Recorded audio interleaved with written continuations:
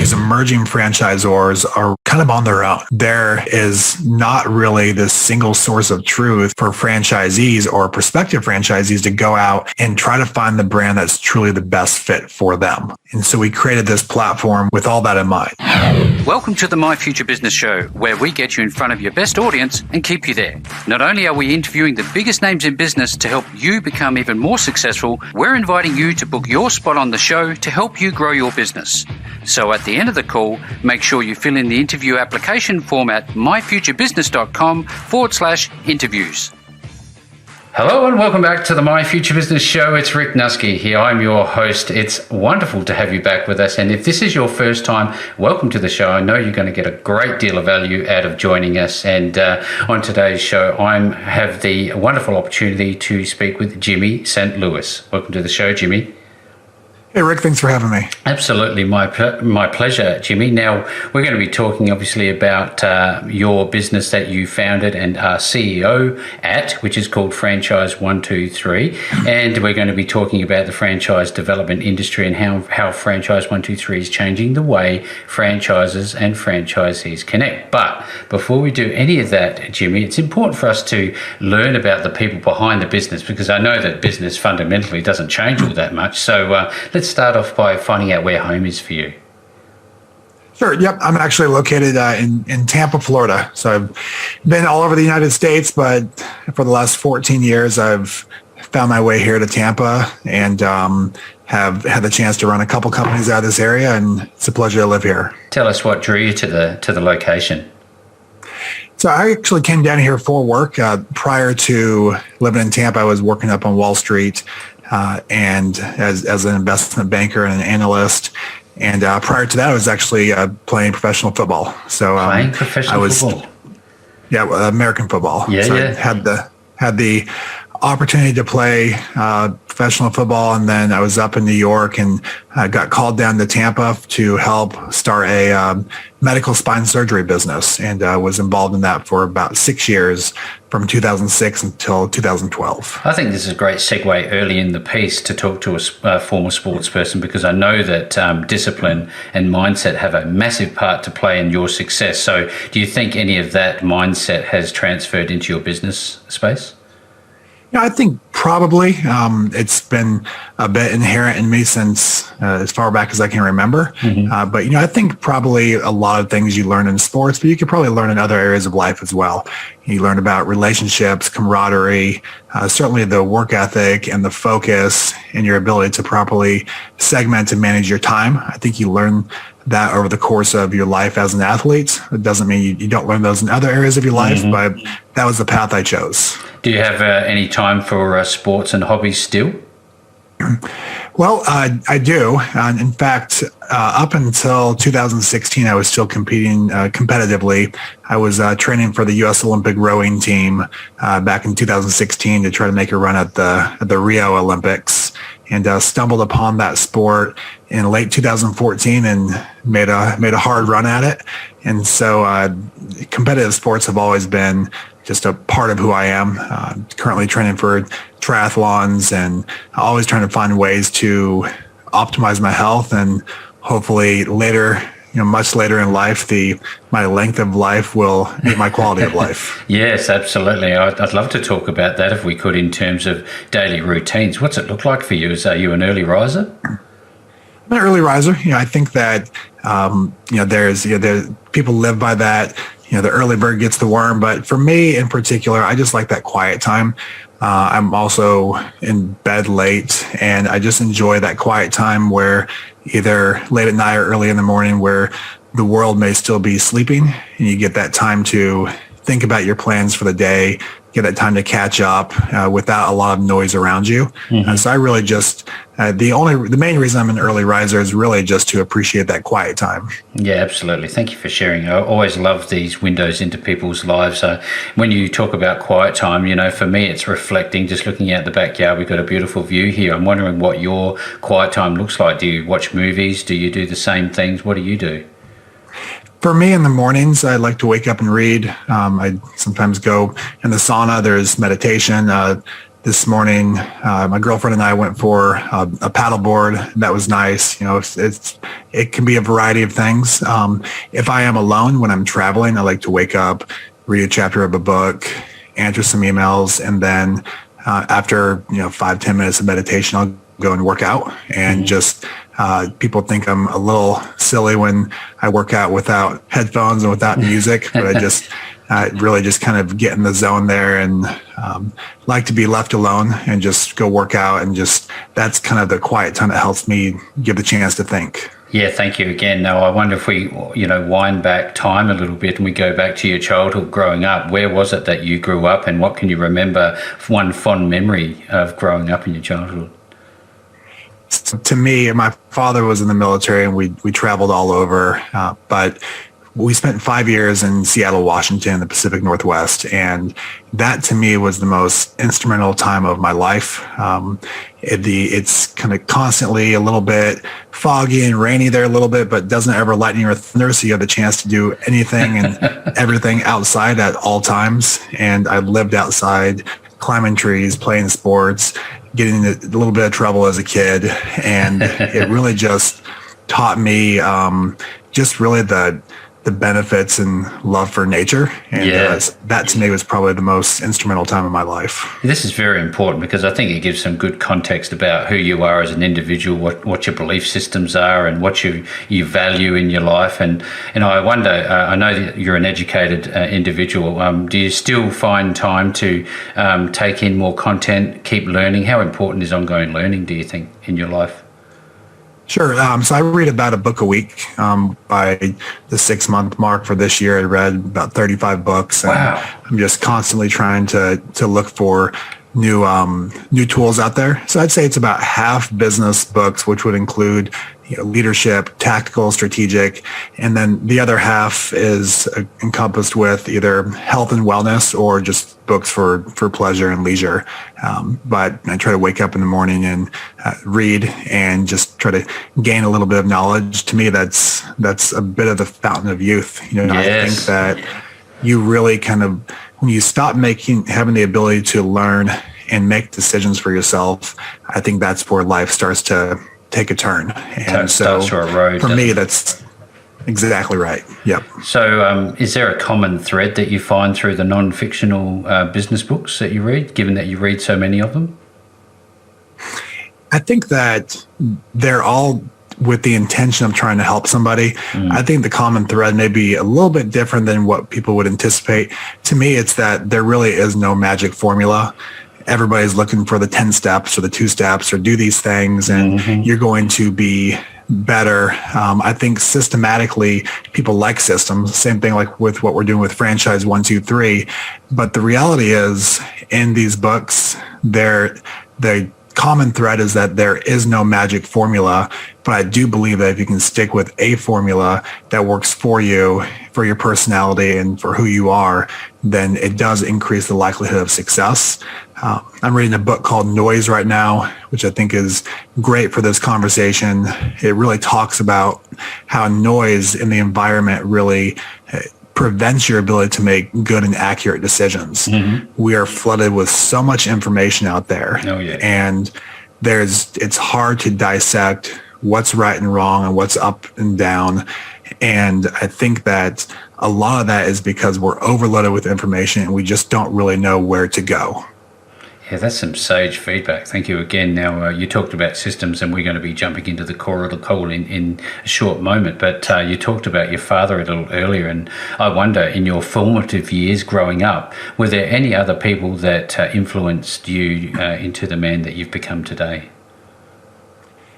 Everybody. Either, I've got several siblings and mother, father, stepfather, all of my best friends. I'm still very close with a few of my best friends. They're spread throughout the country. Had the chance to actually see them last weekend. It was a pretty special time. Yes. But I think that just relationships in general with good, honest people that really care about you is really just important. And that could be a best friend, a spouse, a family member. But to me, every one of them really played a significant part in my role and what I'm doing in life. But I think for whatever reason, I was just around people that were always very supportive and very excited about the next journey for me. And I think they would say have always had a tremendous amount of focus towards goals. And I've always had people around me who are willing to support me and help me out with those. So just for a further bit of context, just share a little bit about your former corporate background and your experience. Sure. So after I was in New York, I made my way down to Tampa, Florida, and was one of the original individuals who started a network of spine surgery centers here in Tampa, Florida. And we had a tremendous amount of success. We started that company with just 9 employees, and 5 years later, we had over 1,000 employees, and we were over a couple $100 million in revenue. And we really did some really interesting things there. We were the first company, at least as we can see, in healthcare to market direct to consumer with Google AdWords. And we were able to generate a tremendous amount of patients. We accompanied that by a uniquely positioned type of surgery that we are doing with tremendous results.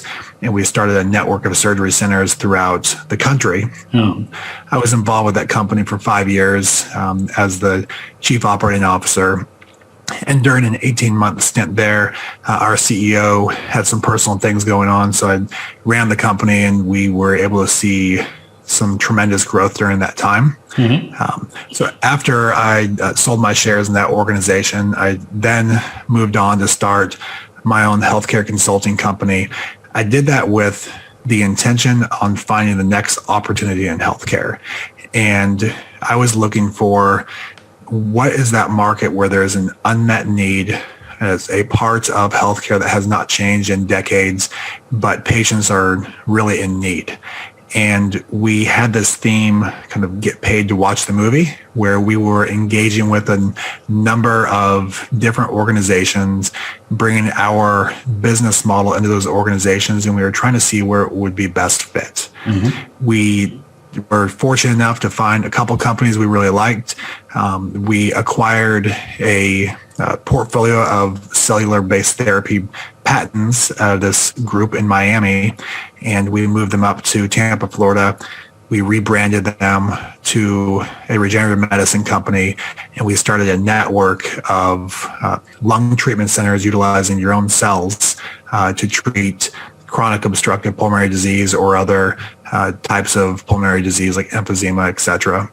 And we then were fortunate enough to partner with the Mayo Clinic, and we actually exited that company in 2013. And then the lung therapy company we exited in 2017.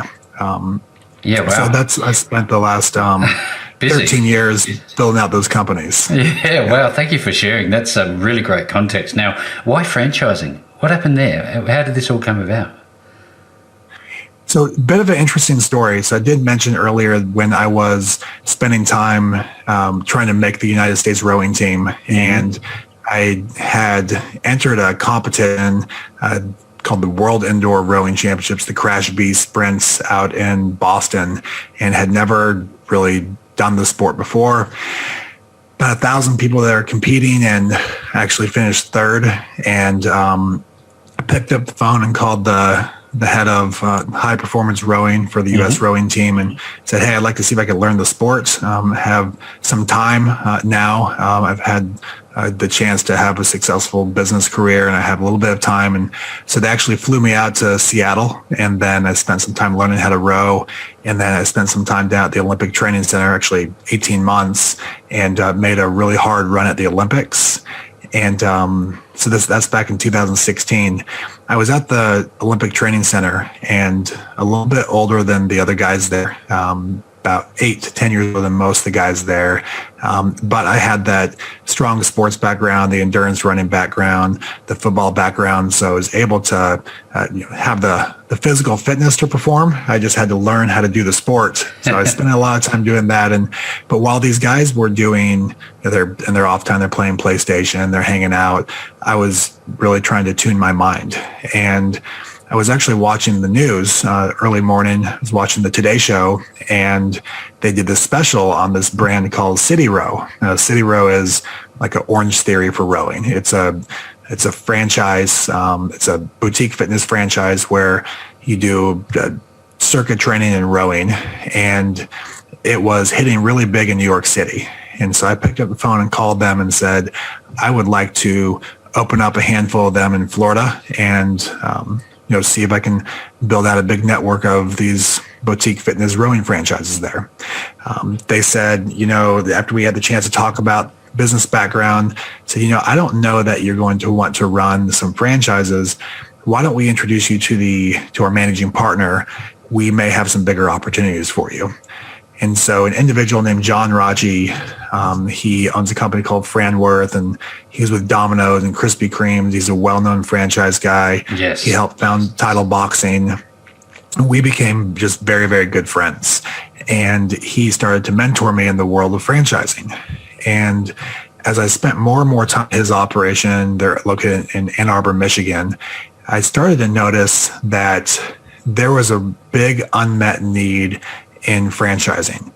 And I noticed that while they were addressing one part of the unmet need, which is there are individual people out there who, the next door neighbor who wants to franchise their bakery.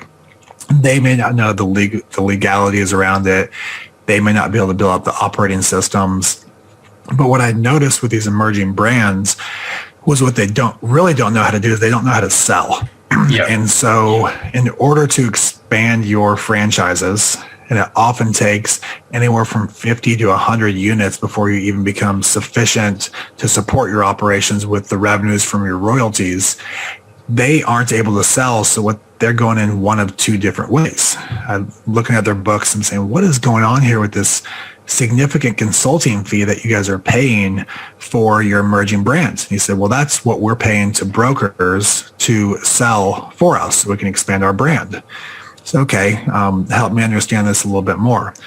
What I noticed was if you've got, say, City Row, for example, and their franchise fee is $50,000, well, that's the only money, when they sell a franchise, that's the only money that City Row is going to get until years down the road when they have successful operations generating enough revenue from royalties to help the franchisor stand up on their own 2 feet. So anywhere from 50 to 75% of that franchise fee was going back to the broker for their commissions. Yeah. And certainly the broker's working hard. They're paying for these leads. They're working hard to do this. But what I noticed was the only person who was winning really in that situation was the broker. The franchisor was stuck with less cash, and oftentimes the franchisee would invest in 3 to 5 units, but they would only open one, but they paid all that cash out. Mm. And so I said, this seems to be a problem.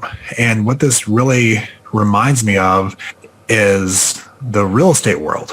And before you had Zillow and Realtor.com, you had to go to an agent, you had to go to a broker, and you were really at the mercy of them. They were going to tell you what was in the market, which homes to look at, which homes not to look at, and you were a bit at their mercy.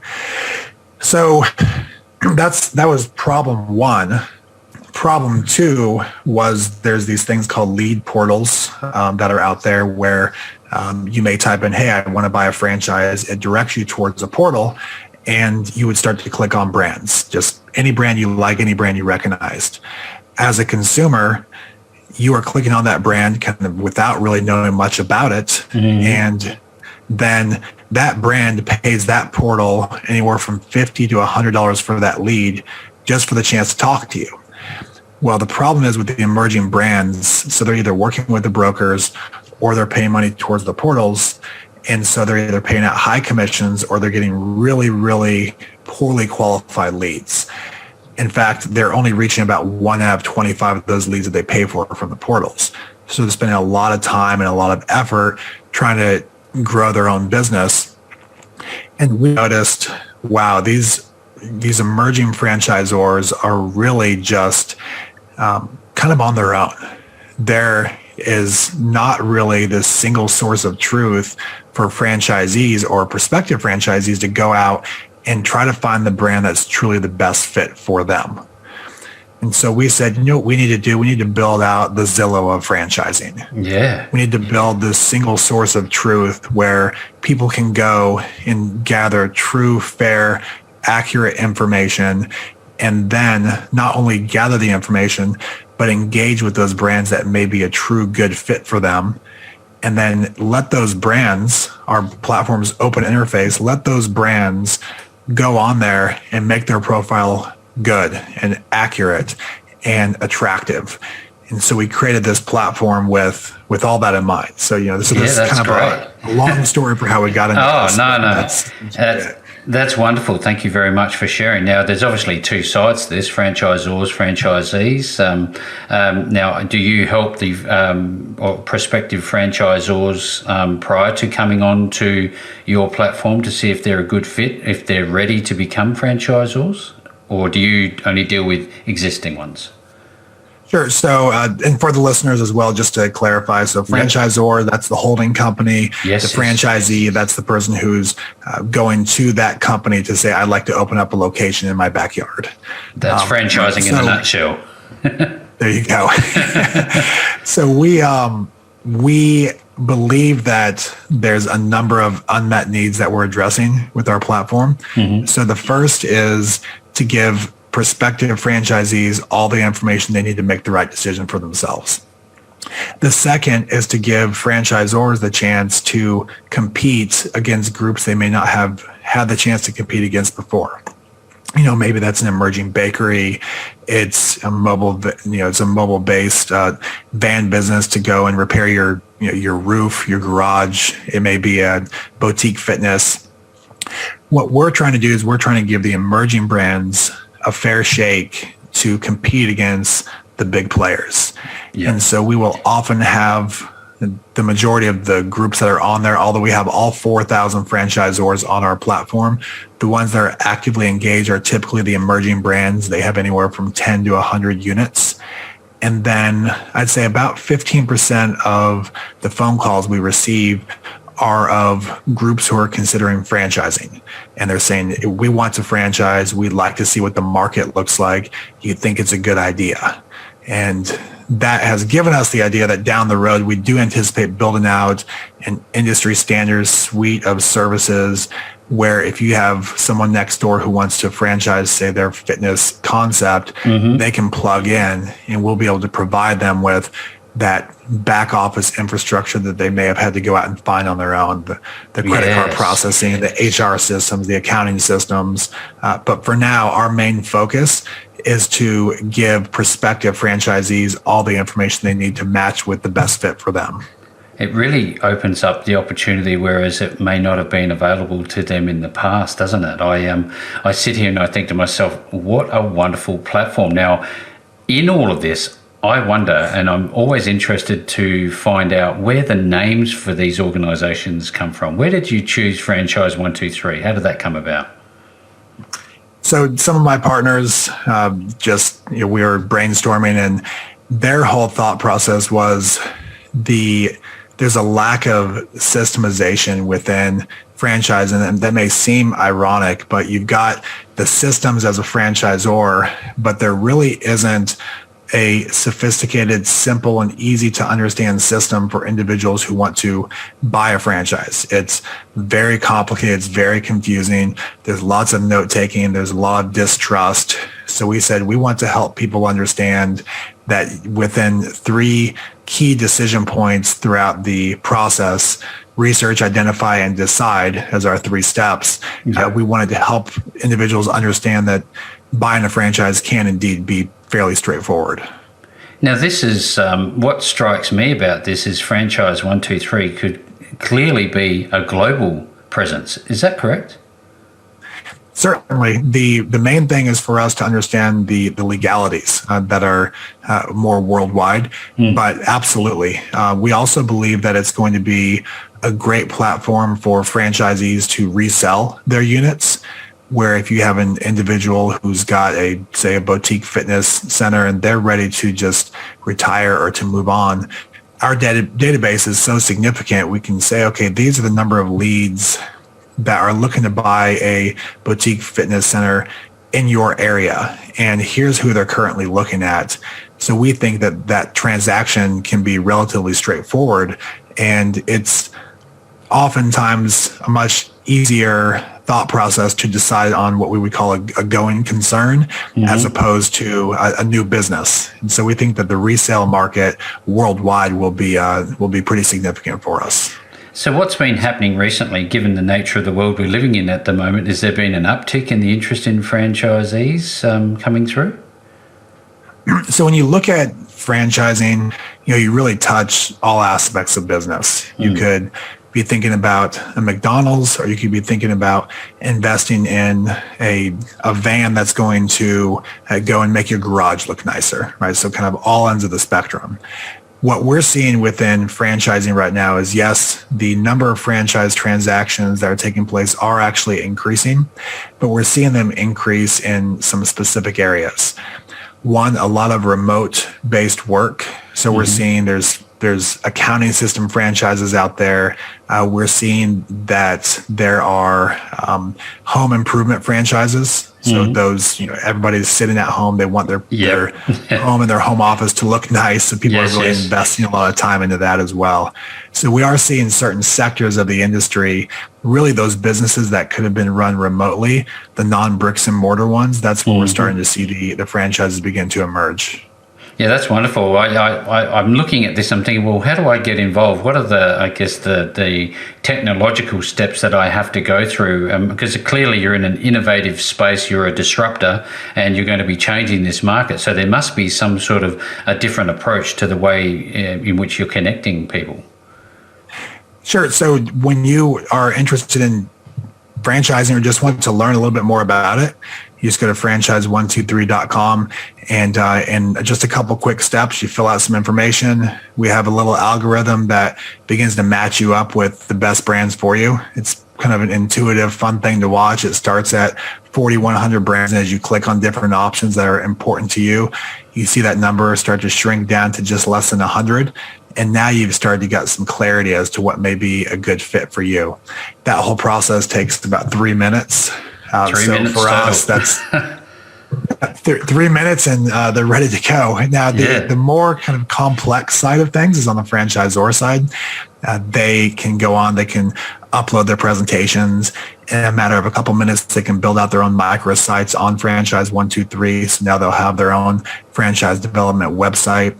They can upload scripts, and we are engaged with an AI software that creates video presentations with sales scripts that they may have. There's a multitude of services for the franchisor to go on to really make their brand pop. And the algorithm on our site is set up in a way in which the more traffic and the larger the audience that goes towards their brand is, the more front and center they will be. It's similar to, say, like a Google algorithm search as well. Yeah. So given the nature of business being people connecting with people and working with others, do you have human support services to help those who might need it? So if you are on there and you're interested in engaging with the brand, those brands that have signed up with us, they have either asked us to provide them with the sales support, or they may have built out their own sales infrastructure. You as the individual won't really notice the difference. If you go and you click on a brand that has their own sales team, when you engage, you will schedule a call through the same exact software that you would if you were scheduling a call with us. So it's very straightforward, very simple. But the short answer is yes, we have a sales team who will work with you directly to help point you towards the right brand. And the beauty of Franchise123 versus working within, say, a franchise consulting network or a broker network is we want to help pair you up with the brand that truly is the best fit for you. And we have access to all 4,000 of those brands, and we will help guide you to the one we think is the best fit for you. There's not really a dog in the fight for us. We just want to see a high level of success for the franchisees and to instill the confidence that they're making the right decision.